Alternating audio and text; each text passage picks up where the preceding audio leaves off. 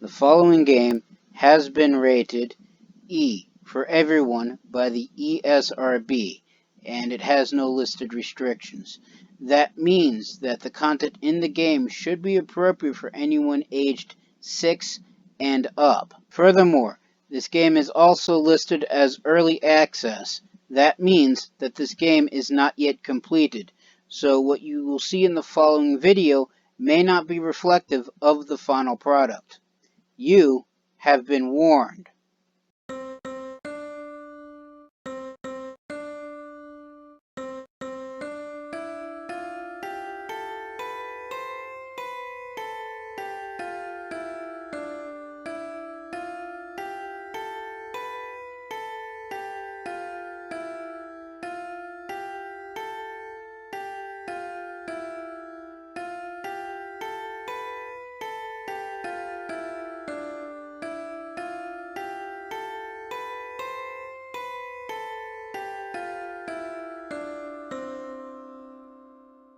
Greetings and salutations. I am Outlier in a video.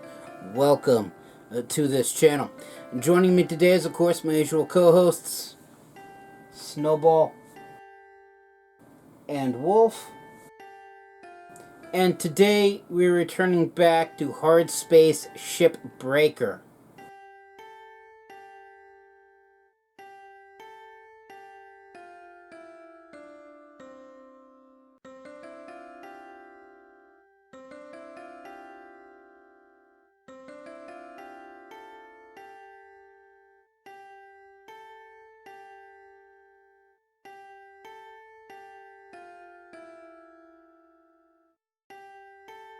So the premise of Hardspace Shipbreaker is that you take on the role of an orbital salvage engineer, taking apart derelict and no longer serviceable vessels.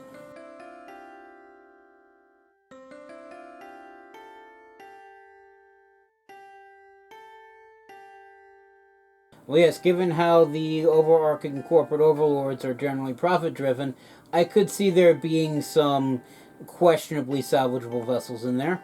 Not that they're going to tell us. Maybe on the higher levels.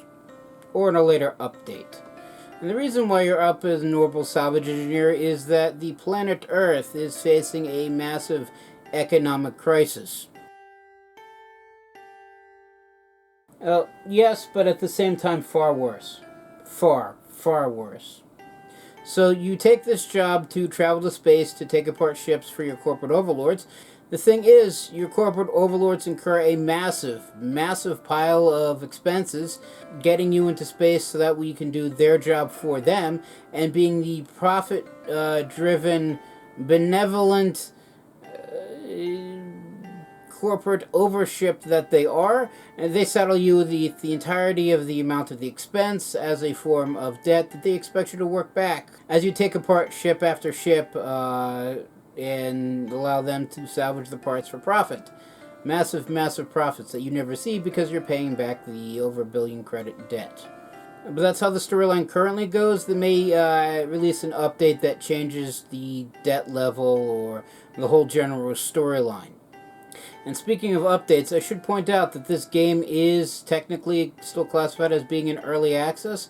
That means that this game is in active development. So they're still working on it. They're adding features, changing some things around. But what that means for these videos is that everything that you see in this video may not be fully reflective of the final product.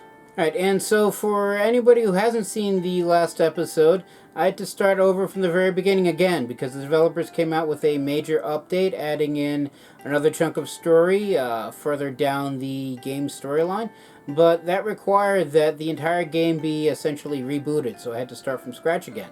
And I like to think I'm almost where I was at 2 episodes ago, but haven't actually gotten quite there just yet. So hopefully I can get there and surpass that point to see what else is new and interesting and fun in this game, because this game, I find this game fun and it's been quite an enjoyable journey, and I hope to play more of it. Hopefully not the very beginning again, but you know, you never know. And as such, this game is of course made by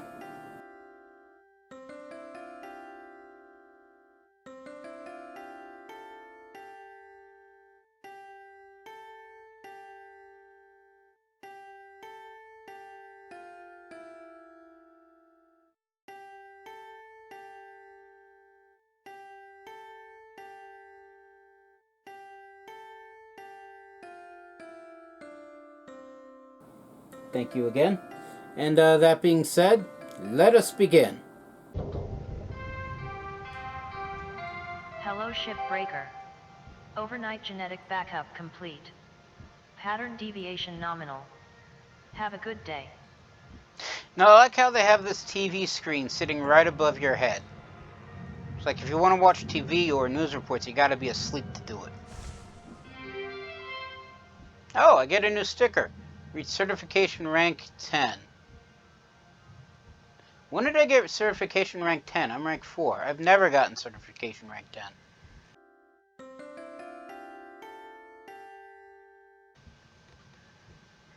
Unless I can view it, but haven't actually gotten there yet. Anyway, good morning, Shipbreaker. Minimum payments are due by 10 a.m. Solar Standard Time each day. Failure to pay on time is considered a breach of contract. Thank you for your hard work and cooperation. Except we won't tell you, and we still expect you to work off the debt as we saddle your loved ones with the same amount of debt, because we're us.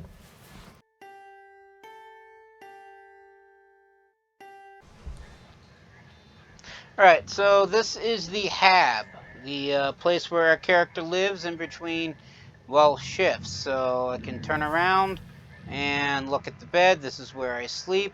And I can change posters around, so I can go, the Link Salvage Division, the Decor poster, Home, Links Corp, Live, Laugh, Salvage, or one that I picked up from the last ship that I took apart. Of course, I don't know if I can have the same poster in 2 different spots. I can. So I don't actually need to salvage multiple copies of the same poster. That's good to know, I guess. Let's keep the posters default for now. Once I find a couple that I like, I'll start decorating the place. So I have the kitchen. It currently doesn't have anything. I like how this what looks like a drinks machine says no water. Except I think it's actually the food dispenser. There's also a small little vending machine, because they really want to nickel and dime you. Anyway, there's a couple posters over here, and by a couple I mean one. And then I can look at the employee terminal, which is where the mail comes in. So I have a couple unread messages. One's talking about the mackerel heavy cargo, which I apparently now have access to. Another one's talking about the Javelin, which is a new vessel. Well, not newish in regards to the game. It's been around. But I just got access to it. It's the first. I haven't actually worked on a Javelin since they updated the opening. And then a talk about the system, about the reactor class 1 for systems, because since I reached rank 4, I have now been cleared for reactor pulling duty. So there's that.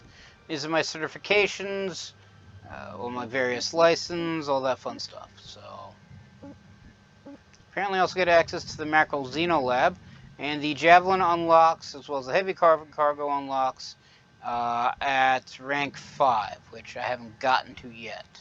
I need 2,301 MP to get there.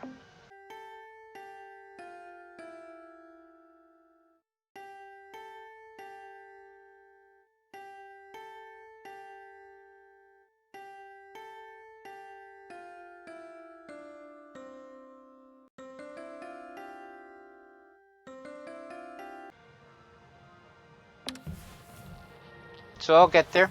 And I can also look at a window.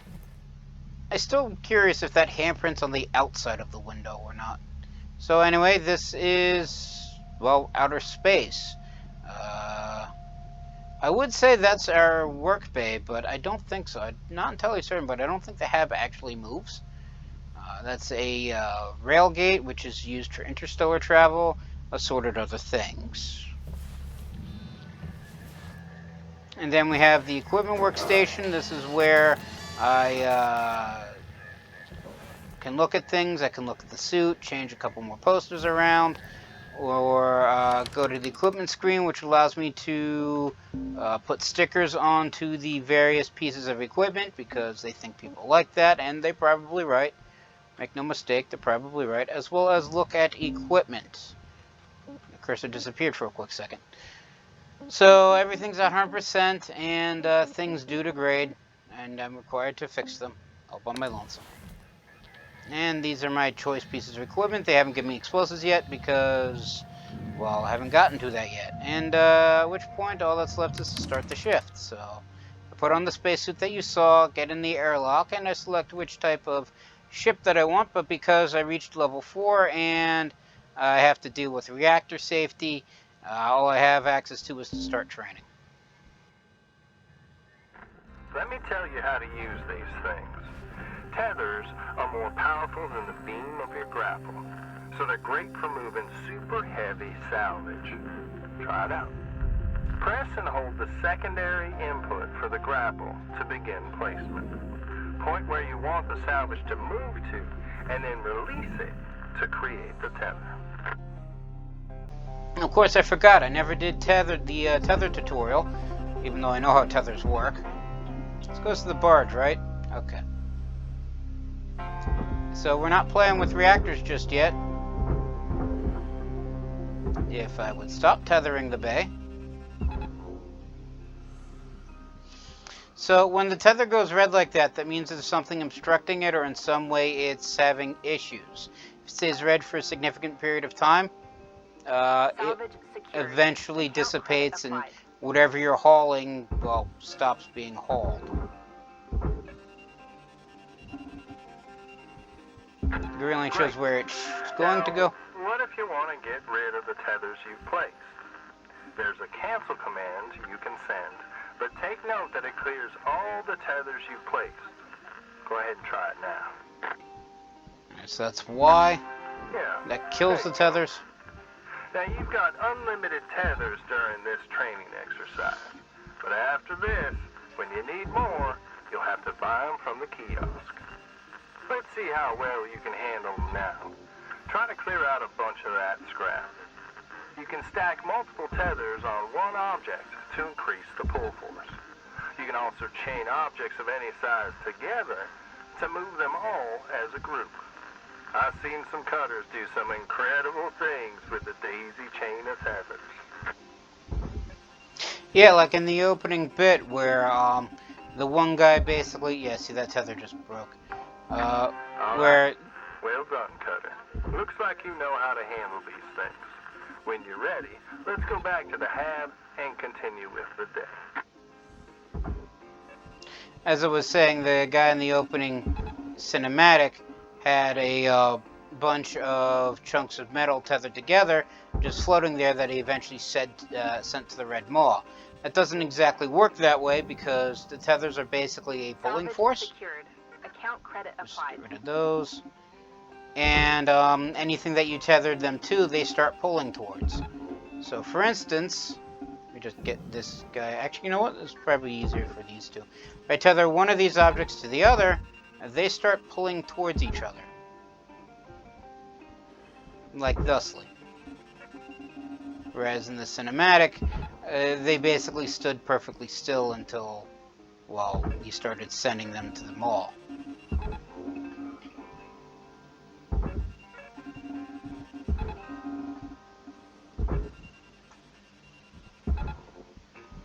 Come on. You know you want to.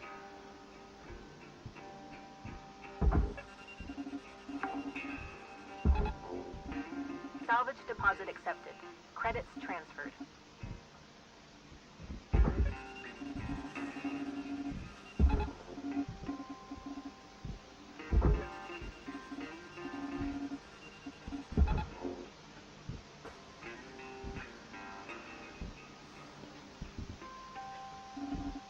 You guys are in the barge, right? Sometimes it's hard to tell. I think they are, though. Salvage secured. Credits deposited. Alright. There's only one more, right? No, there's actually two. Also, that right there is the hab. Accepted.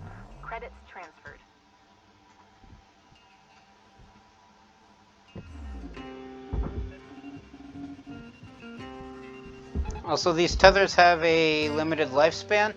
At about a minute or so, they naturally despawn.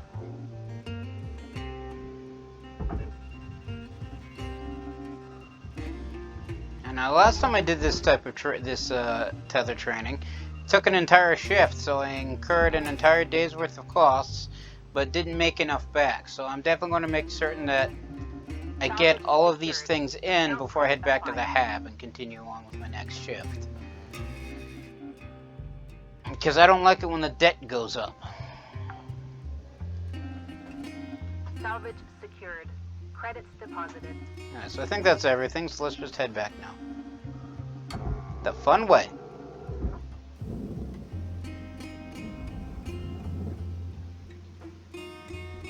Fun but still safe way.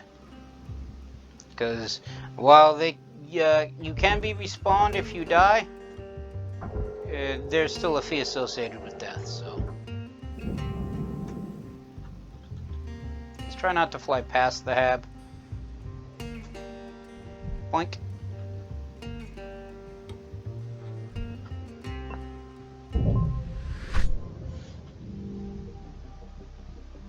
Alright, so I salvaged 11 tether cubes and made no profit off of it, so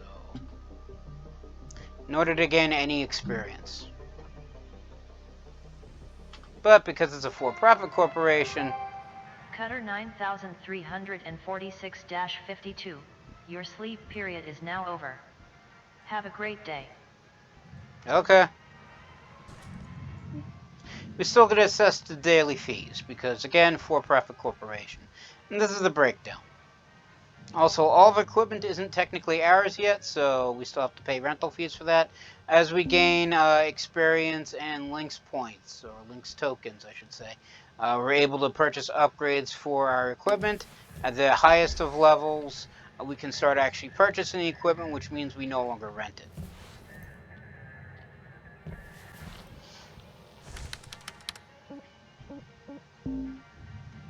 Alright, and everything was fine because that was training. Alright, so since there's literally nothing else to do, let's start another shift.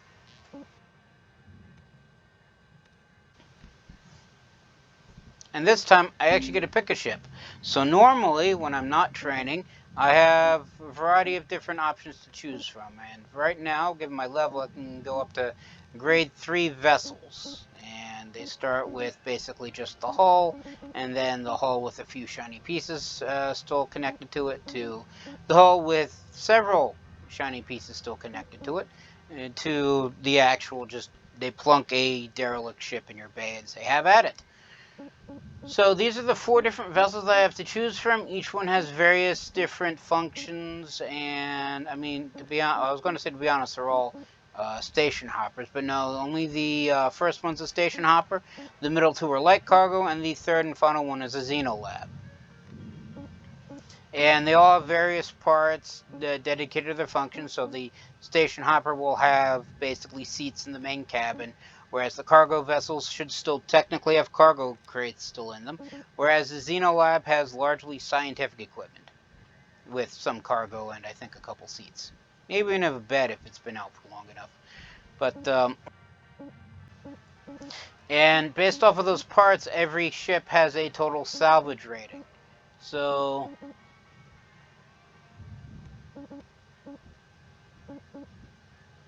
yeah, I think that's an 8 there. So it looks like the Arcadian is Izazuchi 9 has the highest value, what I'm assuming is 2.8 million credits. So since that one's the highest, that's what the one that we're going to select. So we're going to claim this ship in the name of us, and any existing salvage will be confiscated and forfeited to the main corporation, but the only thing in the bay were still those training boxes for tether usage. If there's anything left, they're free to have the free, not going to pay me anything for salvaging the training boxes. And here we are.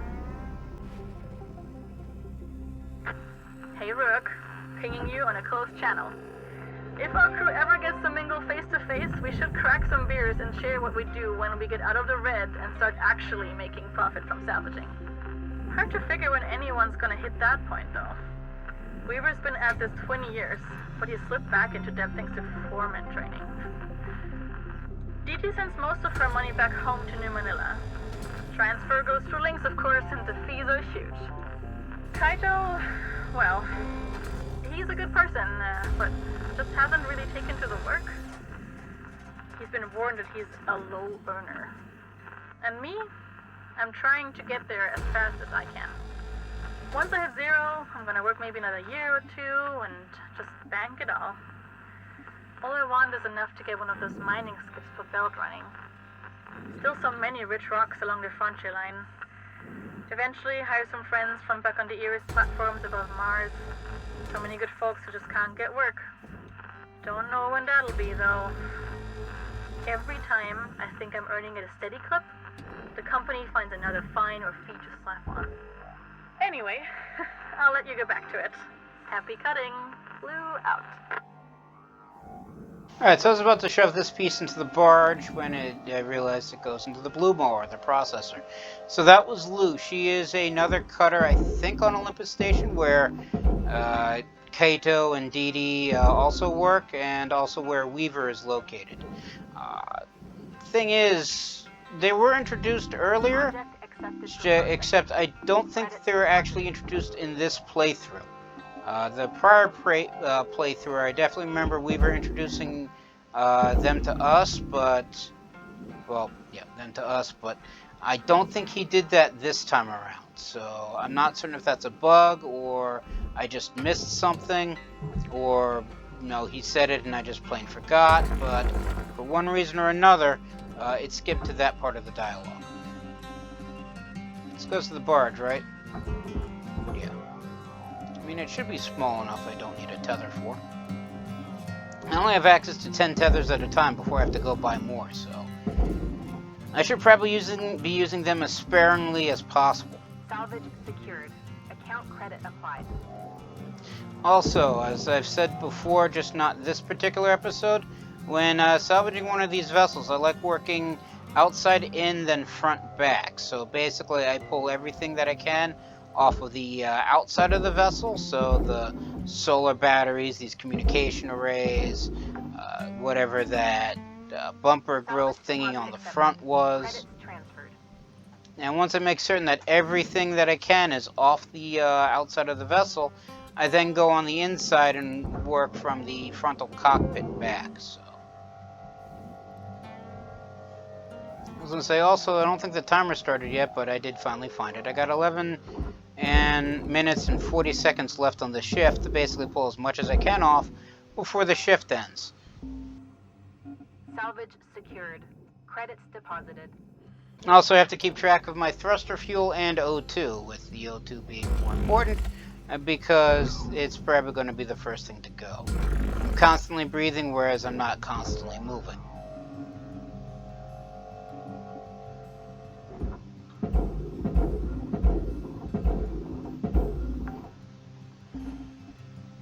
Salvage secured. Alright, so now is there an antenna on the back? I don't know.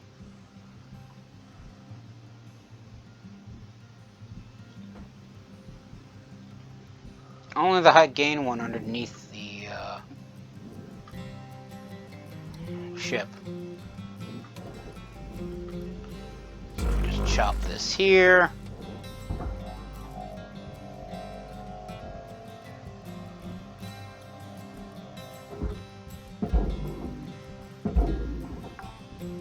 Send that away. Salvage deposit accepted. Right, so I think that's everything on the outside of the vessel. Except this door lock, this airlock control. As I break it, as it's about to explode.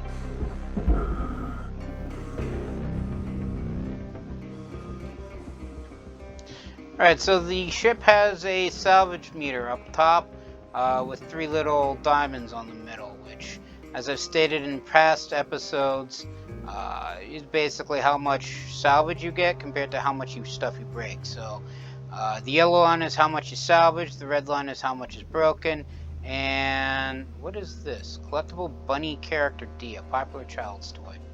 I mean, okay. Didn't know they had those. Also don't know what this thing is. But I can't highlight it, and I can't actually select it, so I guess it's Your just oxygen reserves are low. stuff in the way. Note that excess carbon dioxide can cause damage to Link's equipment. Right, so what I shouldn't be doing is keep working as the O2 meter goes, but the fastest way is through, so...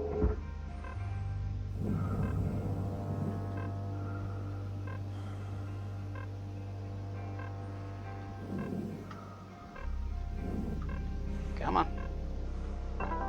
Welcome to Vintatron 9000. Oxygen levels stabilizing. That was closer than I would like, I will admit. Anyway, we got this big chunk of glass that I literally just cut my way through. And send that to the furnace. Material deposited. I mean, it's not as big as I would have liked. But there was this computer in the way. And now that the glass has been removed, I can remove the computers. Hopefully, yes, maybe, no. Yes, no, maybe. You know, I like that they supposedly have a realistic physics model for the ship. But, you know, you get one small little component stuck on something and it moves literally the entire mass of the ship.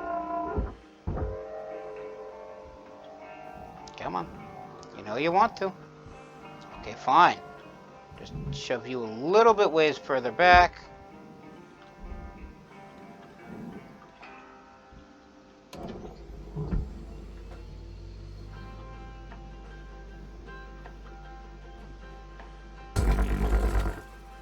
And cut away more of the glass. Which, as of last episode, was surprisingly expensive. Deposit accepted. Alright, so now can you get out here? No. Okay. Fine.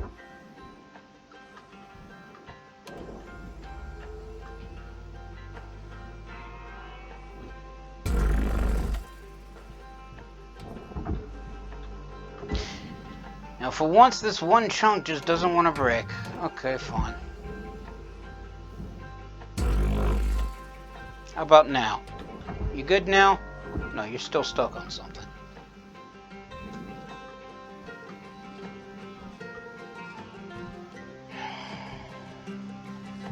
I'll admit, this used to be easier.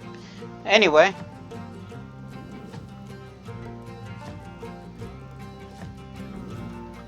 It's not going to work that way. We'll do this the other old-fashioned way. In that I basically cut off the head, which is what I call the cockpit area.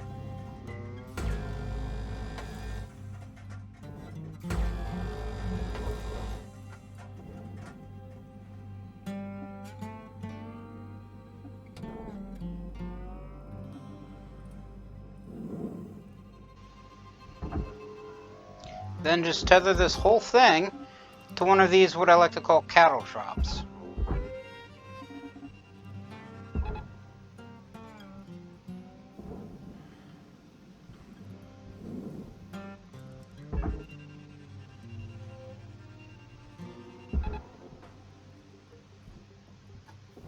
And so that should yank it upwards.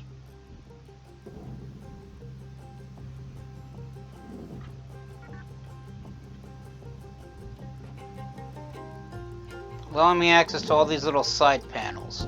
And one of my most hated things on any of these ships, the power junction box, because these things explode at any perceivable chance that they can get. Secured. Credits deposited. Right, so can I get stuff out this way then? Yes, I can, provided, of course, I don't bang it on everything. As I nearly broke that computer. Salvage secured. Come on. Account credit applied.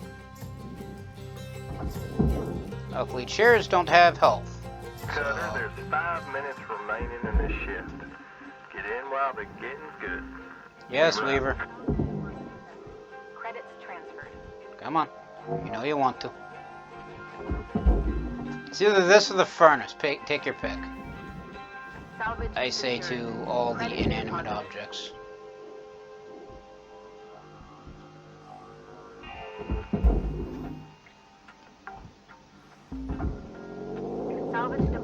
accepted. Credits transferred.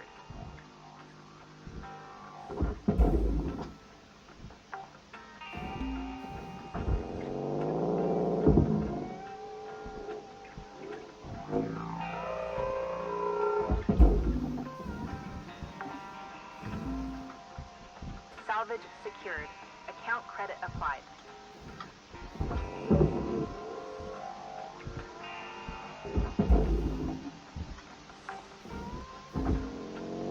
Salvage secured. Credits deposited.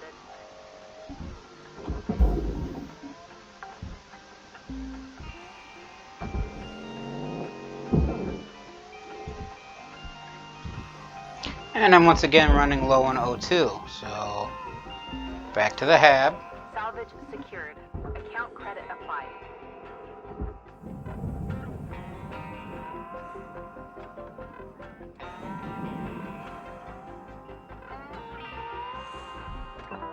Welcome to Vendor 9000. Have a nice Oxygen level stabilizing.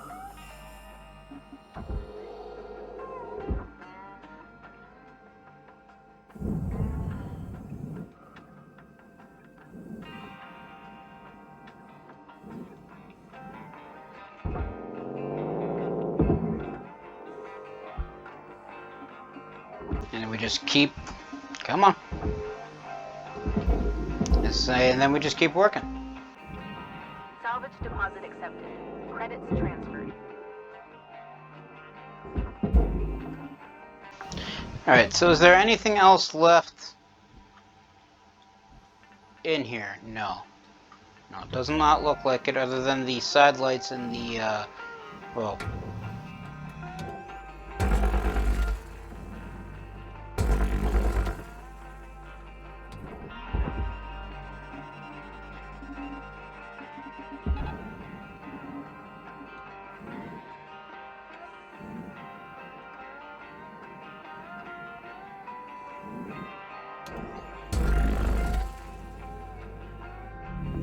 Valuable object processed. Credits deposited. Caution. Tether supplies running low.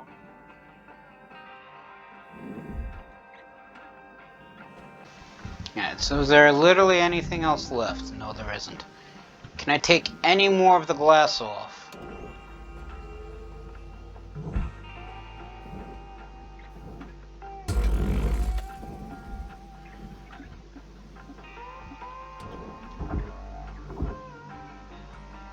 I saw a chunk fly off. Where did you go? Of course, it's not going to tell me that on... Oh, no, there it is.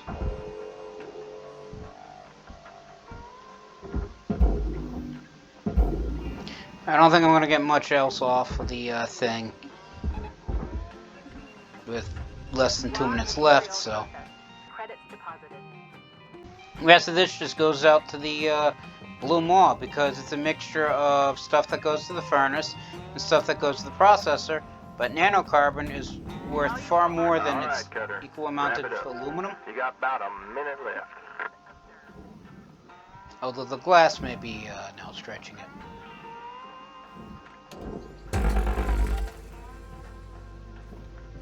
Oh fudge. What'd I hit? Right, Xenolab, forgot. It's got these weird electrical cables running through the whole thing that just electrocute everything.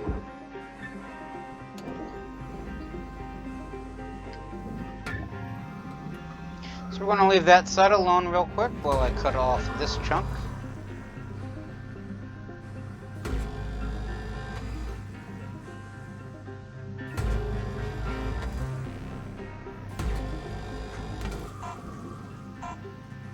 And I got 9 seconds left, so I'm definitely not getting anything else done, but still.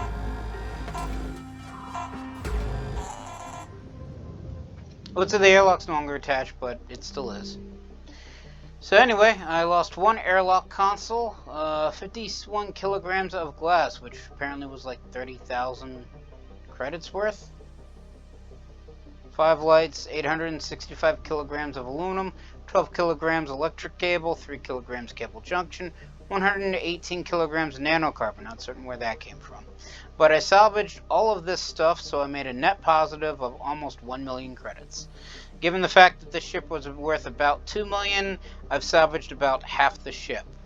Well, no, almost 3 million, so about a third of the ship now. I also get 741 MP.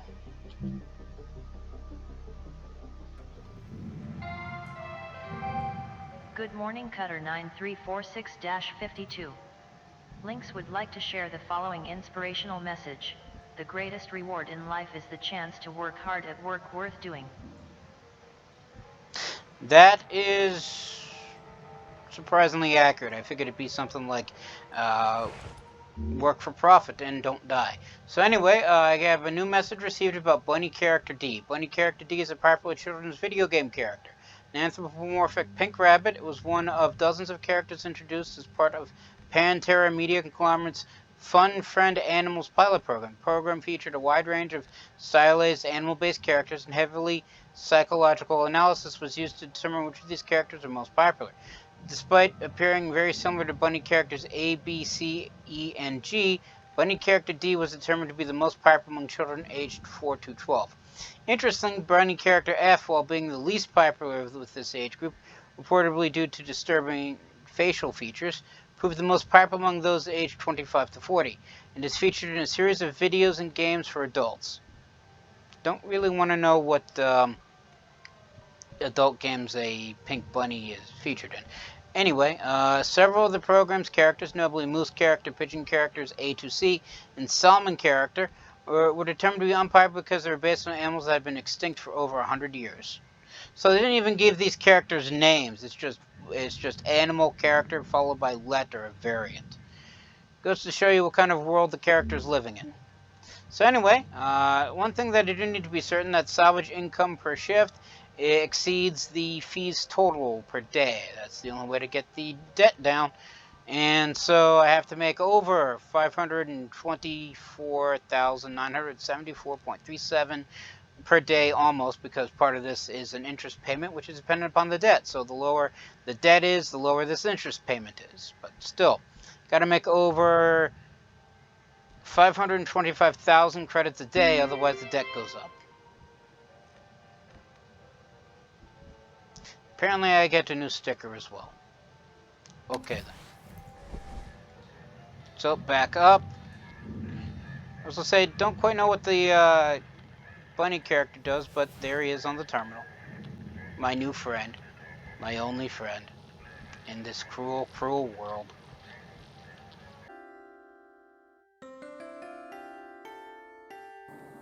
Sure, I'm talking about the game.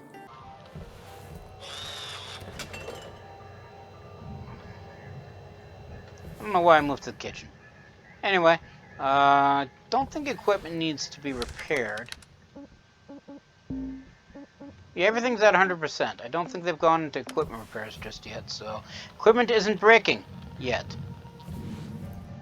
And I know I could technically start the shift from anywhere in the hab, but I feel like going out and going to the docking bay. Anyway, so I have the option to select a new ship from the catalog or continue the salvage, but there's still quite a bit left to salvage on the Arcadian Ikazuchi 9, so we'll just continue that. And Lynx mandates each cutter salvage the maximum amount of salvage value possible in a timely manner.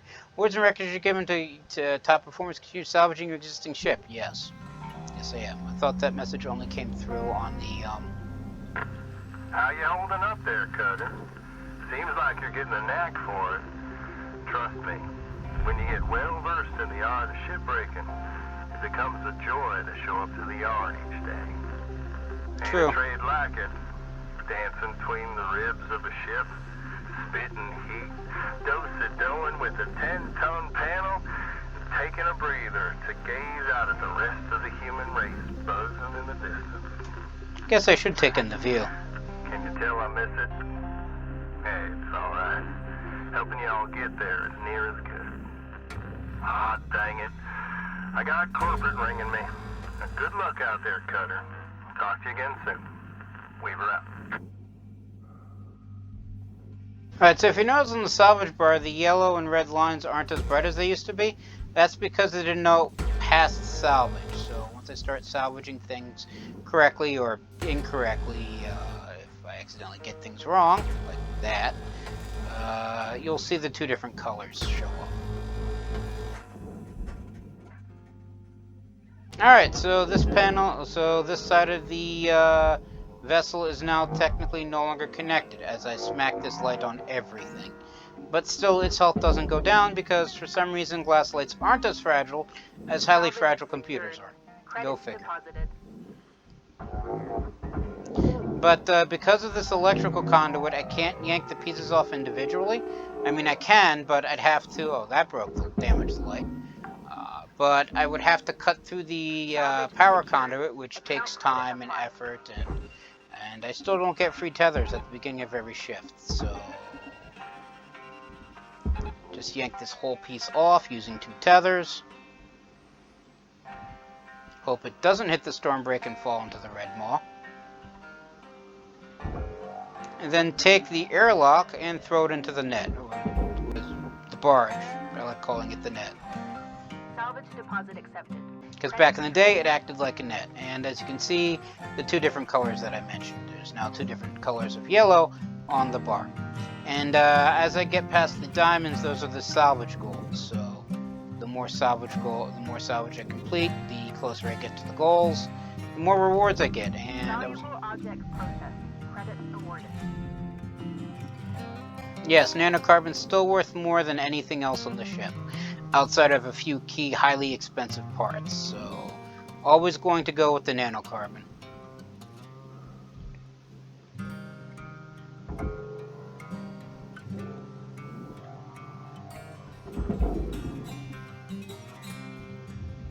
Raw material processed. Credits Come on. deposited. Yank out a light, toss it in. Don't know what this is. Looks like some cables, but I can't touch it anyway, so it's just random debris.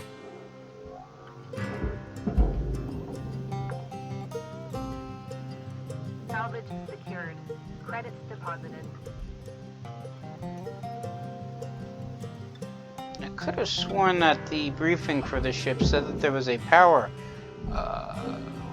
exchanger, conduit, terminal. Basically a large battery thing that supplies electricity to the vessel.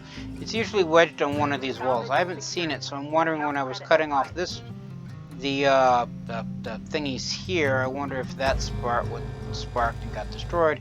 Even though I saw the broken conduit, it just flew over, so... yeah. Nope, actually, that's it. That's the power cell. That...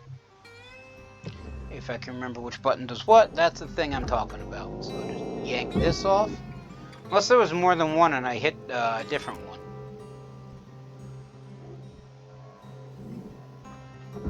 Toss this into the net.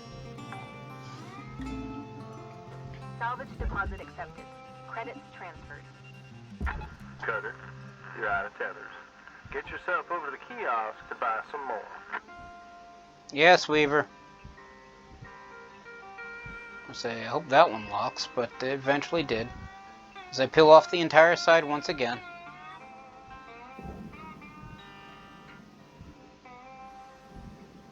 I don't think it's going to end up in the storm break. But let me help it along just in case. Come on, get in there. As the tether goes red once again, and it disappears. Alright, so that's not going in without a tether, so I'm running low on O2 anyway.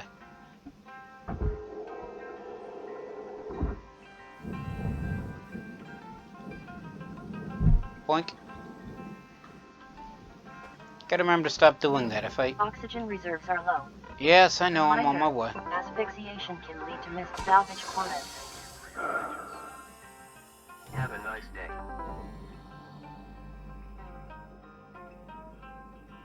As I was saying, pick up more tethers when I get to O2, but you don't want to go bonking into things. It's what damages the suit and the helmet, and if the helmet or suit breaks, since you're working in a zero atmosphere environment, let's just say that you die horribly, and leave it at that. So you do have a maximum speed tolerance for your equipment. It maxes out at 10 meters a second, which if you were watching the speedometer, as I was moving forward, almost broke that.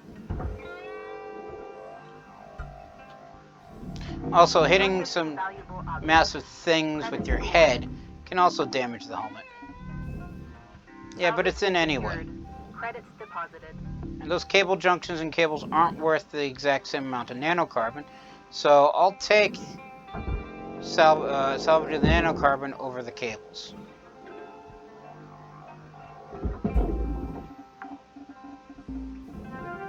Salvage deposit accepted. Credits transferred. And we reached salvage goal 2. Yay.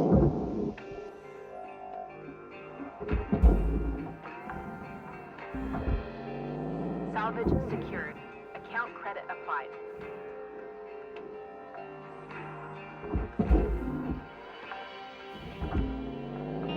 Salvage secured. Credits deposited.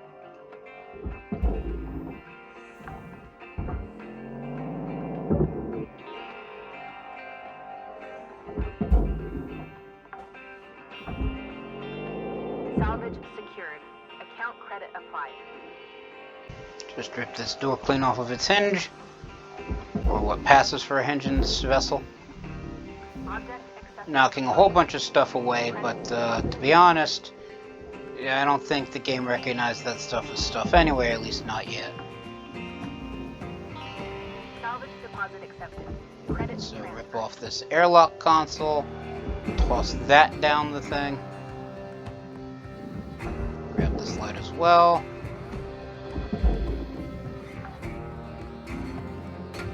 Salvage secured.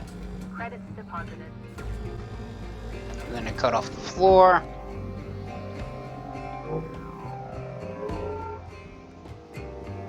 Come on. Did I get it stuck on the frame again? I got it stuck on the frame again, didn't I? Yes, I did. Yes, I did. On that note, we go this way then.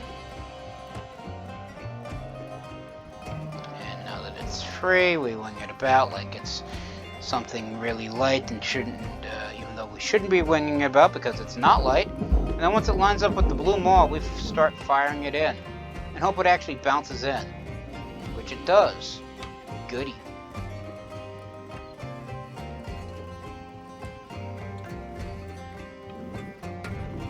Valuable object processed. Credits awarded. Alright, so this shift is less than half over, and I don't think that there's going to be enough salvage left to justify 3 shifts.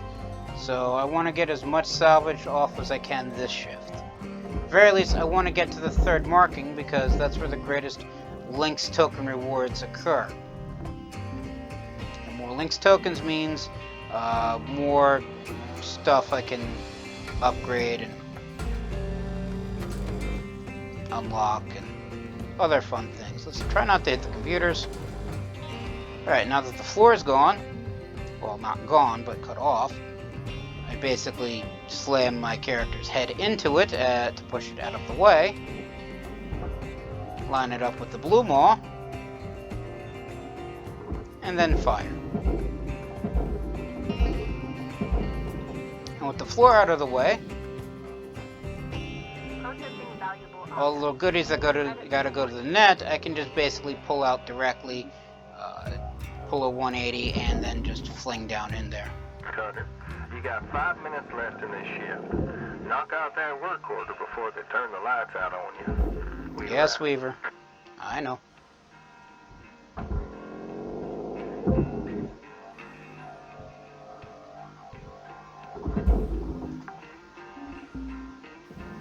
Salvage secured.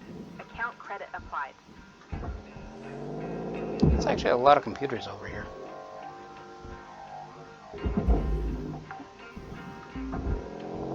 Salvage secured. Credits deposited. The thing I don't like is when there's like 100 different small little things that I gotta yank off and shove somewhere. I mean, I know that they're all expensive and I need them for salvage, but I'm running low on O2 Account again. credit applied.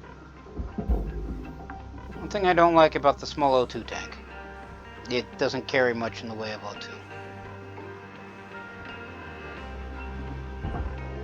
Also, the small range grapple means I actually got to go flying forward in order to hook onto the hab and pull myself towards it. Welcome to Vintage 9000. Oxygen level stabilizing.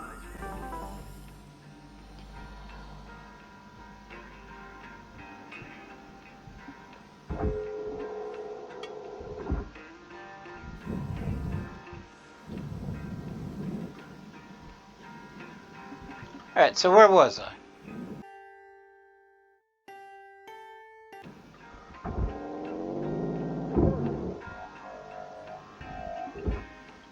Oh, come on. Get in the net. Salvage deposit accepted. Credits transferred.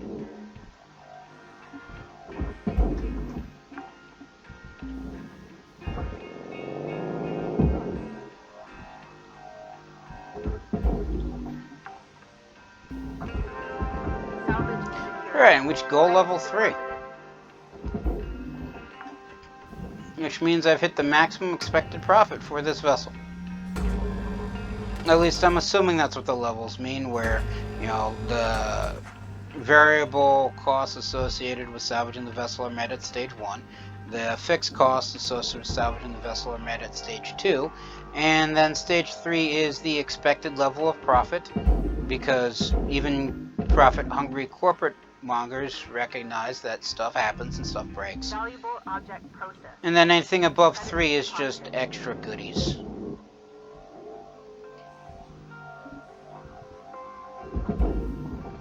Did that not get all the way into the processor? No, it did. It just took a while to go away. What are you?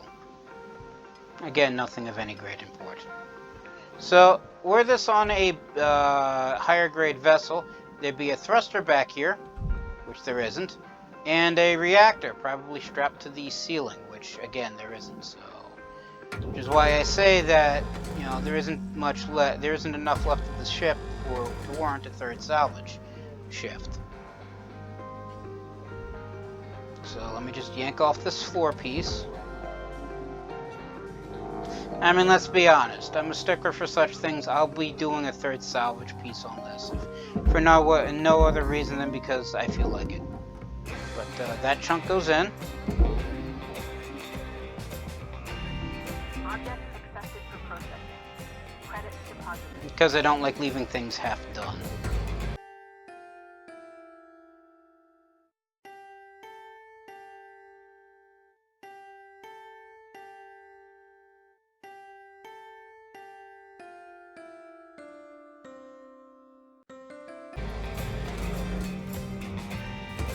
Oh, there's actually a computer in here. Interesting.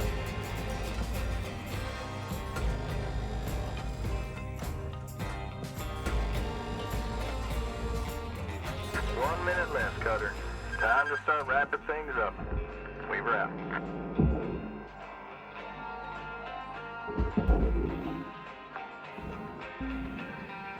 Salvage secured.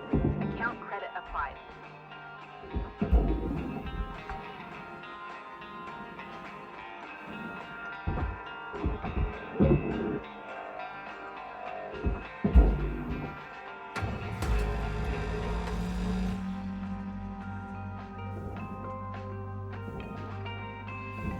Alright, so this piece can technically be cut off, same with the thruster cap, but this whole back section ends up going to the same place anyway, so I usually don't bother. But I got 10 seconds left to do anything, and that's not enough time to do anything, so I'm just gonna... I forgot to send this thing to the Blue Maw. Oh well. Anyway, I lost 264 kilograms of electric cables, 73 kilograms of cable junction, and 7 units of scrap. How you can destroy scrap, I have no idea, because scrap is basically anything that has been destroyed. Well, technically, it's the broken thing. I send it not to someplace, not the furnace, and that's how you damn break it. But I get 1.5 million. Add that to the maximum salvage, and I've salvaged 2.4 million credits on a salvage vessel, on a vessel worth 2.8, I believe. So there's less than 400,000.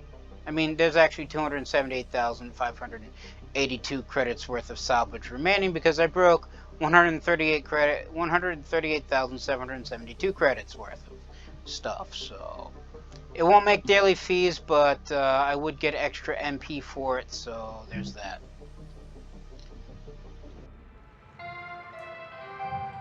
Good morning, Shipbreaker.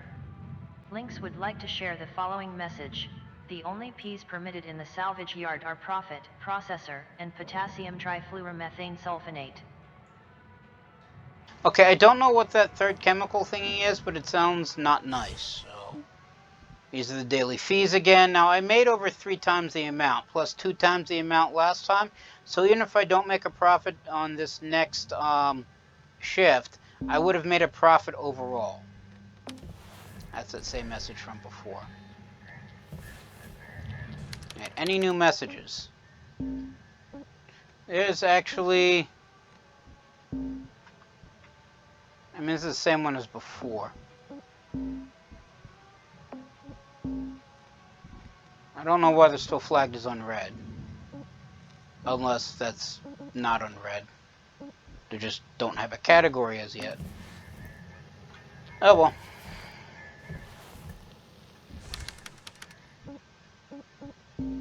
What?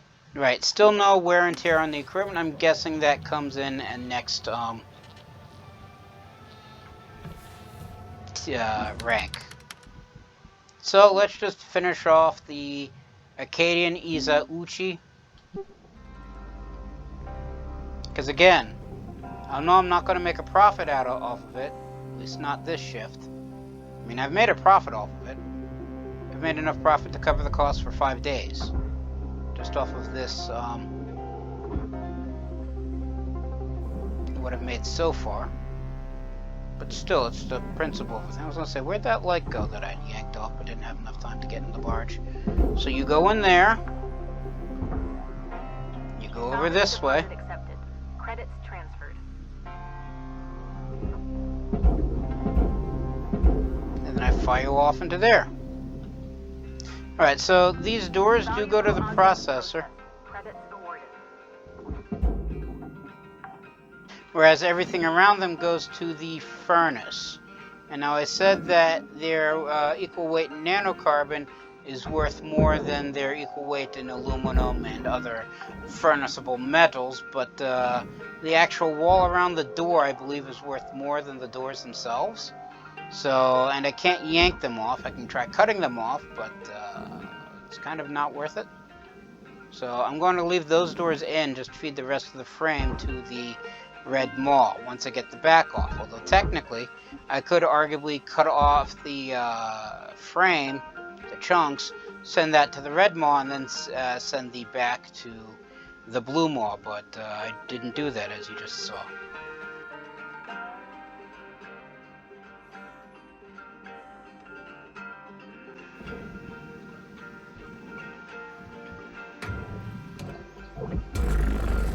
Now I could just basically use the, just cut the frame in one go, well, move the frame in one go, but that requires a whole pile of tethers I don't feel like wasting, even though...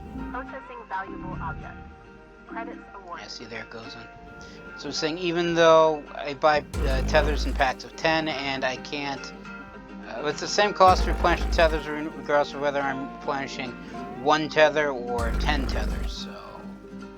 Technically, I should technically waste the tethers.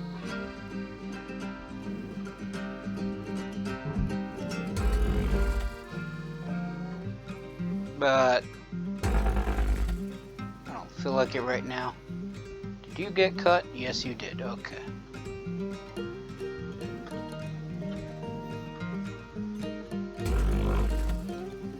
So cut you there. Yeah. Cut you there. And there. Alright, so the frame should now be in 4 different chunks. Which it is. So tether you to this maw. Tether supplies are low. I know. Alright, so I didn't cut it into 4 chunks. I missed something, but still...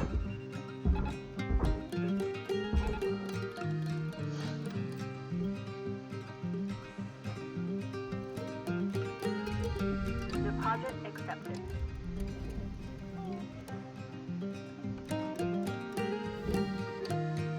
Alright.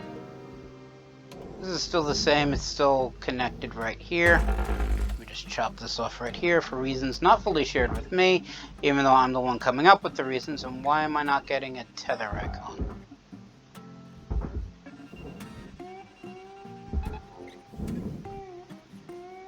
Okay, what exactly did I tethered the furnace to itself? Go figure. Am I even... No, that's the barge to somewhere. I don't like the fact that the tether's now harder to aim. Anyway, you go that way.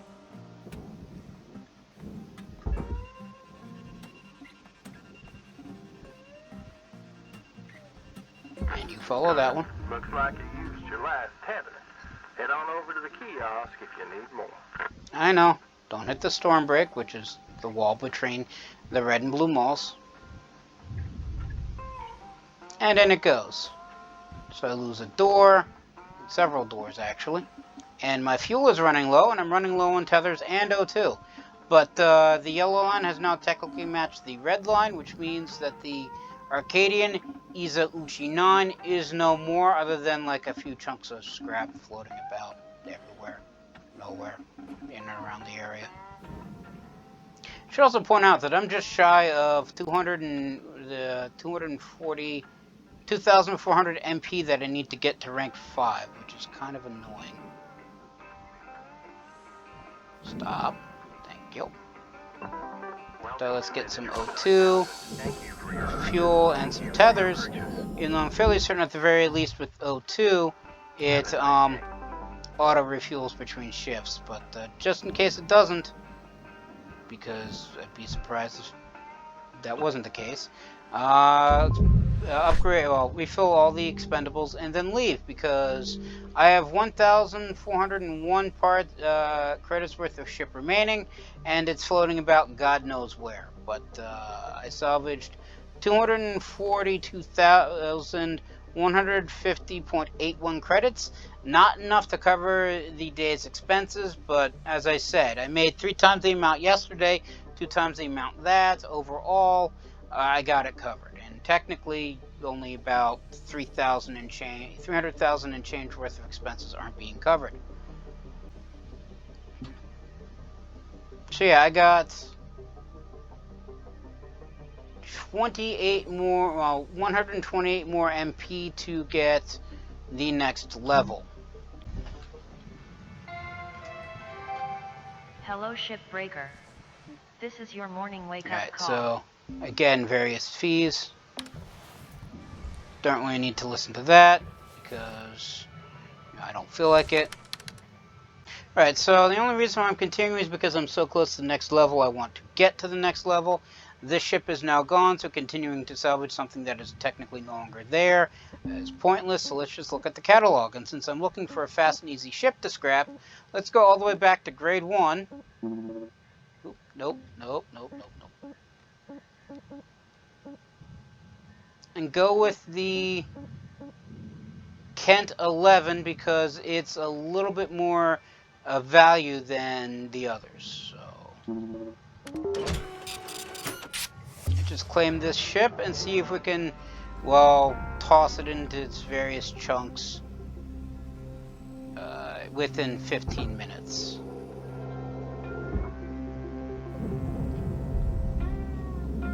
Now, since it's a grade 1 ship, so there shouldn't actually be anything in, on, or around it. So, cut here, cut here. You still connect? Yeah, there's still a top and a bottom. Cut here. Cut here.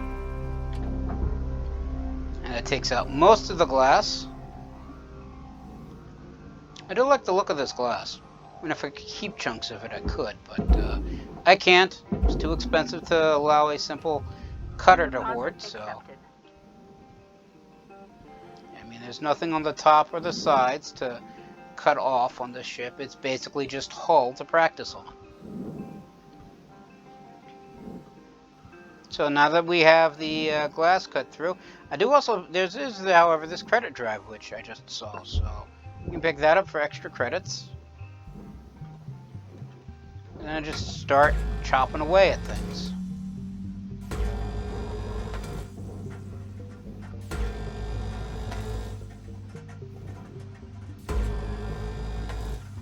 I don't even think that there are doors here. It's literally just the frame and the outer hull. Which I'm fine with, as I said. I'm looking for an easy 128, I think it was, master points, or XP or MP or whatever it's called. So again, tether the head now that it's cut off, at least I think it's cut off. Yeah, it's moving from the rest of the main body. Tether it to cattle trop, and that gets me access to the cheeks, which I then fly in as it's still moving, so we cut that because I got where I needed it to go, and just slice that off, and slice this off. Is it still moving? Right, missed that one because it was behind the other one. Cut these off as well. Pop off this side. Send it to that maw. Send this one to this maw.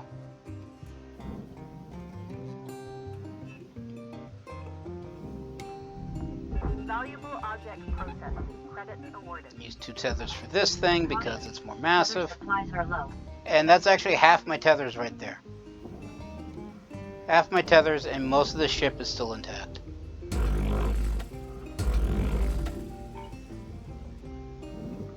So that's the alert stating that I've sent aluminum down the wrong spot. But again, it's only like 18,000 credits worth of aluminum, whereas that one panel of nanocarbon alone exceeds all of that. So since there's no cable to keep all the side pieces connected, I have to maneuver them manually.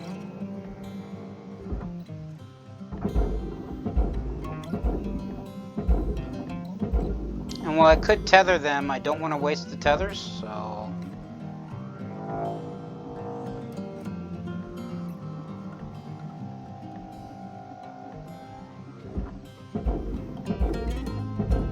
Object accepted for processing. Credits deposited. Salvage gained. Credits awarded. Alright, variable goals, variable expenses have been covered. That's basically my daily fees and living expenses, I guess.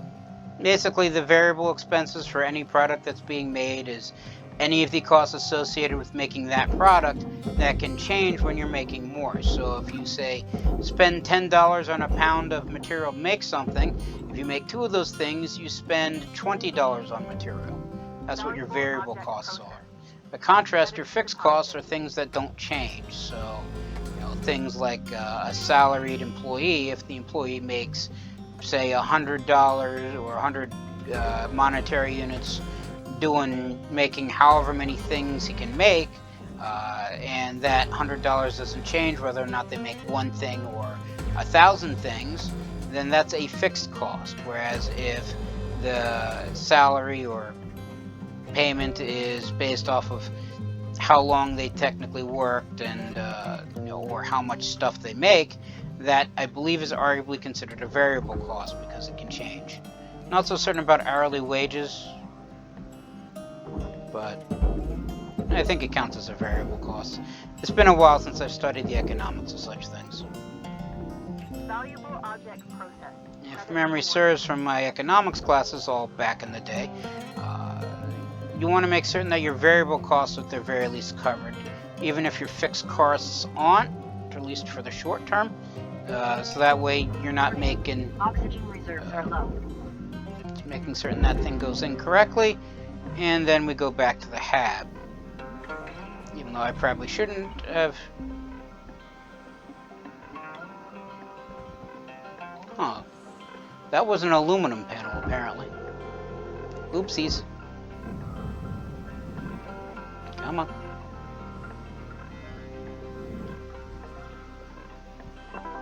Welcome to Vindatron 9000. Oxygen levels stabilizing. Alright, hadn't planned on that. I guess that's what I get for talking about economics while salvaging a vessel.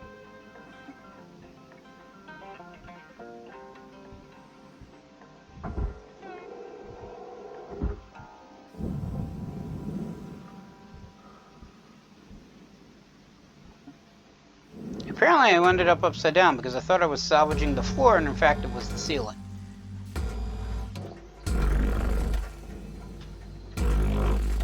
So I like how the airlock clamps are here, but there's no airlock. And I also like I was able to chop through that cut point while cutting through the frame.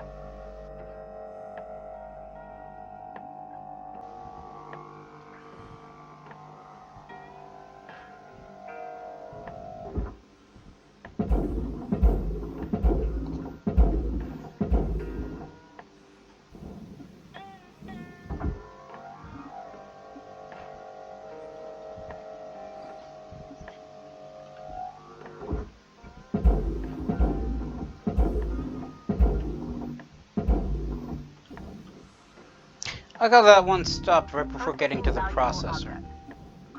And not realizing it, I threw the next chunk straight in. Rewards increasing.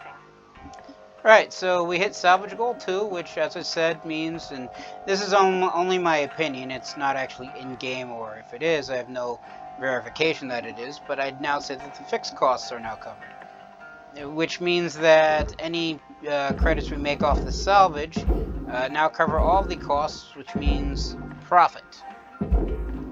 Because when revenue exceeds expenses, that is your profit.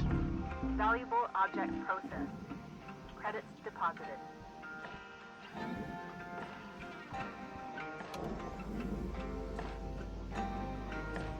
I think I hit these cut points.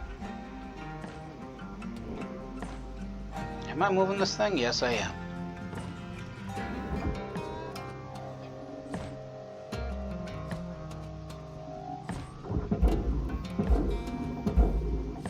And away with you.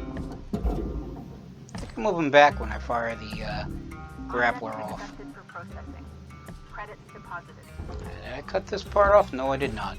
This is the next part that I cut off.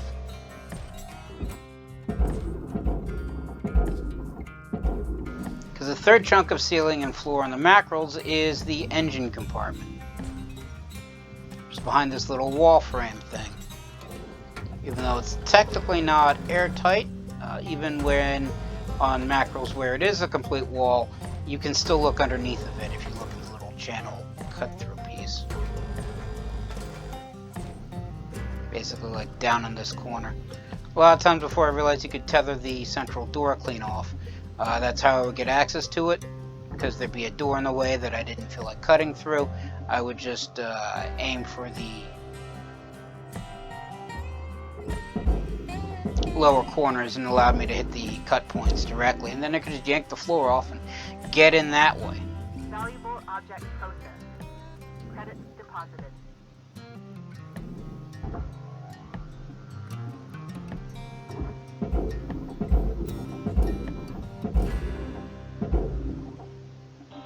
Alright, that'll go in.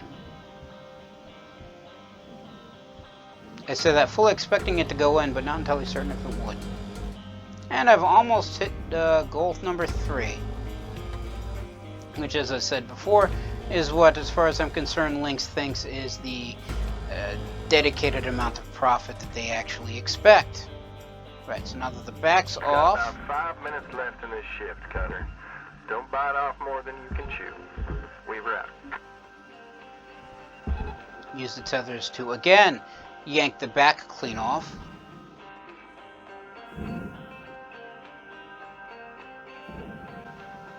Of course, that does mean that I got 3 tethers left to play with. So, rather than cutting into corners, I may just slice the frame in half, and then just tether it to the, send it to the red maw directly.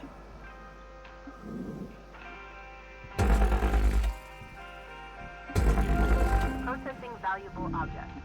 Credits awarded. Yeah, there we go. Ship salvaged in full. Credits applied to cutter account. And then we send this half of the frame to this maw.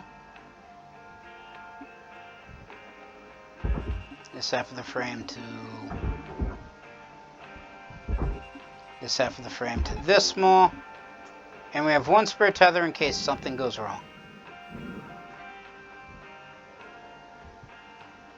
Like the fact that I think this is going to Your get the oxygen storm break. reserves are dropping below statistically Material deposited. And since O2 is running low, I don't get to see it go away.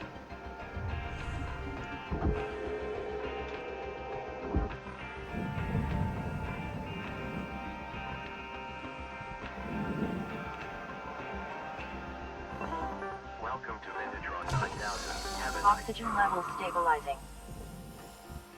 But it went in, so the Kent 11, as far as I'm concerned, is no more. I'm sure there's probably like some small, minute thing that the game still thinks is still there. Since I'm out of tethers, let's reload on those. And on Nova Fuel, just for fun. Have a nice day. Oh, it actually tells me how much is left here. Only 385 credits worth of salvage, which is basically like chunks of metal that got knocked off. But don't much care about that. I'm not spending time tracking it down because the O2 was worth more than 385 credits. So I lost 30 kilograms of glass, 1,265 kilograms of aluminum paneling because one of the floor panels was considered aluminum and not nanocarbon, and 62 kilograms of aluminum structure. But I salvaged all of this, making 811,833.43 credits, which is almost enough to cover 2 shifts. So we're good. New certification level has been achieved. License level increased. And the other reason why I was doing this is because I gained enough MP to get to the next level. So now I am now considered ranked 5 or a novice.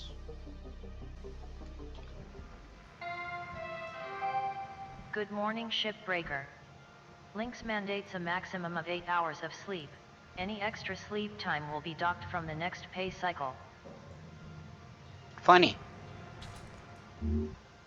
So anyway, and then I get access to a new message because I've reached the level 5. I get now clearance to, well, certification level 5, I should say. I get now clearance for hazard level 4 or reactor cores. And I like to point out, they consider nuclear reactors or fusion reactors or fission reactors or basically the highly explosive, highly bright when exploding reactors to be less of a threat than atmospheric environments. I would like to state that now.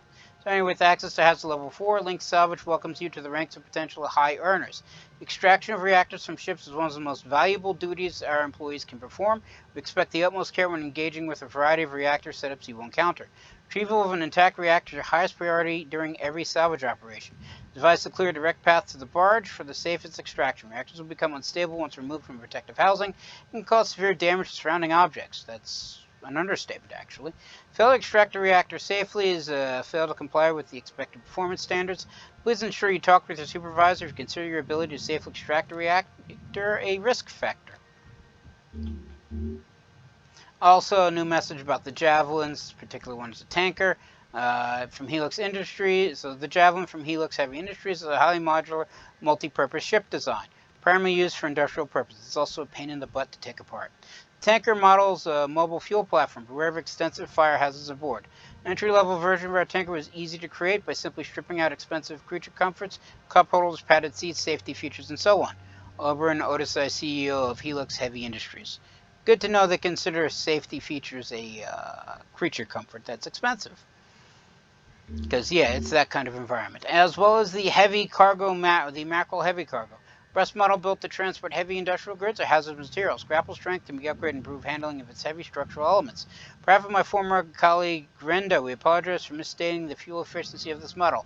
In fact, it is positively adequate for the transport needs of many companies. Ted Holliday, Senior Marketing Associate, Kleinco, the makers of the mackerel. And again, daily fees. Salvage income exceeds daily fees, so debt goes down. I think it's time for you to learn about the mother lode of any ship. Reactors. Most dangerous part of shipbreaking, but you got this. Continue when you're ready, Cutter. Alright, so mean, we're not at degradation of equipment just yet, so I don't need to repair anything. So I'm almost back to where I was before the last update, almost. The only thing that I need left to worry about is, salvaging the reactor training. Training to salvage the reactor, which should actually be the next bit of training that I have to do. So I don't believe I get to actually select which ship that I want next. It's basically, this is a macro. Here it has a reactor. Yank it out and toss it into the barge. Now, unlike last training where I gained no credits for doing a day's worth of work, arguably, this one, because the reactor, I believe, still nets you a fee, you still can make a profit off of this one, especially given the fact that they give you an entire mackerel to salvage. And if I remember from last time, the shift timer doesn't start until after you salvage the reactor. So if I make certain that the reactor gets salvaged at the very end, I can basically spend an entire shift of unlimited time, and I think even free O2 and tethers, to take apart an entire mackerel. But that is going to be another issue for another time, because I'm going to call it here. Everybody stay safe from the plague, and have a good day.